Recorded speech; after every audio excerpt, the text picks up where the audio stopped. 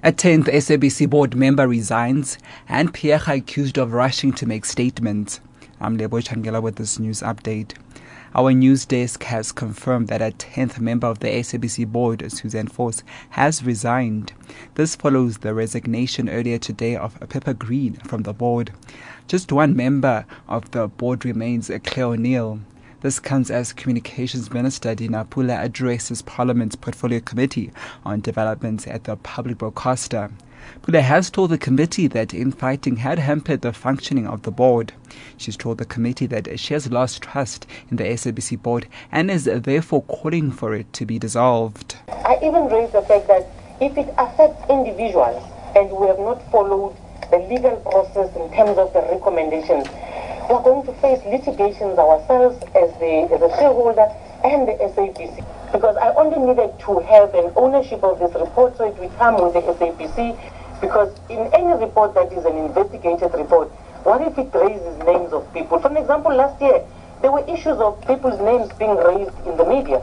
And people came back to the shareholder to say, we don't accept the fact that we are spoken about in the media and we have not been warned, of these issues. I must state categorically clear that it was wrong for the SABC to have brought the report here.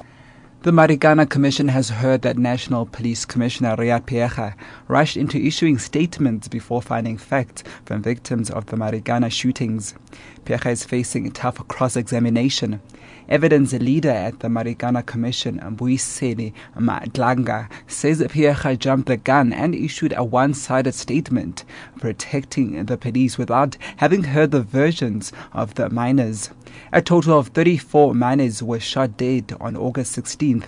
Madlanga says Piega should have taken steps to ensure that versions opposing that of the police were heard. General, a distinct impression that I get, and this is what we will submit at the end of the commission proceedings, is that you rushed to issue a press statement that absolved the South African Police Service from any wrongdoing without having taken steps to consider possible opposing versions. You rushed headlong.